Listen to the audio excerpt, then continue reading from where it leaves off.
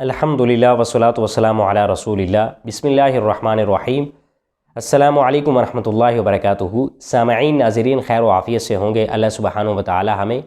دنیا اور آخرت میں کامیابیاں عطا فرمائے۔ کوئی بھی عہدہ ہو، کسی قسم کا بھی ہو، چاہے وہ مذہبی عہدہ ہو یا دنیا داری عہدہ ہو، سیاسی عہدہ ہو،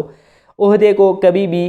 طلب نہیں کرنا چاہیے سفارش کے ذریعے یا کسی غیر شرعی طریقے سے کبھی بھی آپ اس کو طلب نہ کریں۔ حضرت انس بن مالک رضی اللہ تعالی عنہ سے روایت ہے، وہ فرماتے ہیں کہ جب حضرت انس بن مالک رضی اللہ تعالی عنہ کو حجاج نے بصرہ کا قاضی یعنی کہ جج بنانا چاہا، حضرت انس بن مالک کو حجاج نے جب بصرے کا قاضی بنانا چاہا تو حضرت انس بن مالک رضی اللہ تعالی عنہ نے حضور علیہ الصلوۃ والسلام کے وہ فرامین بیان فرمائے۔ اس وقت آپ نے ارشاد فرمایا کہ نبی کریم صلی اللہ علیہ وسلم نے ارشاد فرمایا کہ جو شخص عہدہ طلب کرنا چاہتا ہو یا جو ہے وہ سفارش کے ذریعے طلب کرے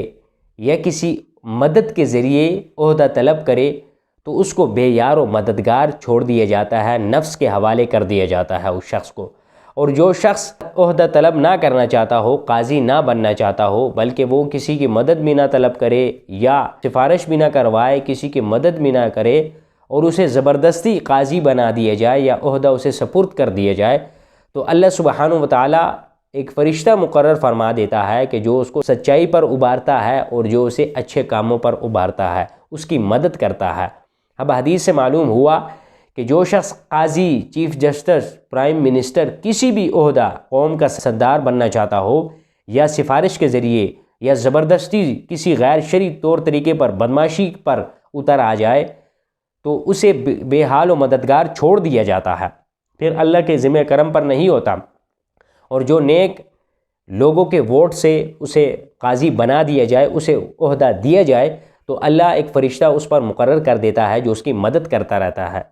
پھر وہ نفس کی بری خیالات سے بچتا ہے، شیطان کے وسوسوں سے بچتا ہے، پھر وہ قوم کے مستقبل کے بارے میں سوچتا ہے، اس ملک کے مستقبل کے بارے میں سوچتا ہے۔ اللہ سبحانہ و تعالی ہمیں ملک پاکستان کے لیے بھی ایک نظام مصطفیٰ اور شریعت محمدی صلی اللہ علیہ وسلم پر عمل پیرا ہونے والا